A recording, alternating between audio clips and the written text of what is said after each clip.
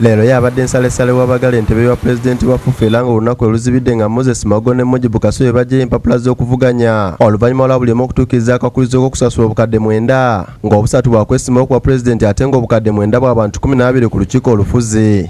Magogo ayagala ekisanja ekyokubiri ne Mujib Kasule dayirekita wa kilabu ya Proline FC buli omu alina okukomyawo empapula ezimuweereddwa ku Lwokutaano luno. Ebintu ebikoleddwa mu myaka gineena ebisinga obungi na Uganda babirabye si bya kunnyonnyola bintu byo birabika tulowooza nti tubyongeremu emyaka ena emirala kibeere nti omupiira gwa Uganda gweyongera ogenda mu maaso. Sambi bakaaba abawagizi bakaaba ne ba administrators bennyini bakaaba because engeri gye tudukanya omupiira si entuufu.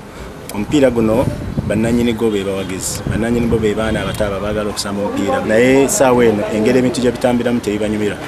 So nze ne executive committee yange tuzze kutereeza okulonda kwa pulezidenti wa FUFA omujja kwakubawo ng'ennaku z'omwezi 5 omwezi ogw'omunaana omwaka guno mu disitulikiti ey'e Masindi.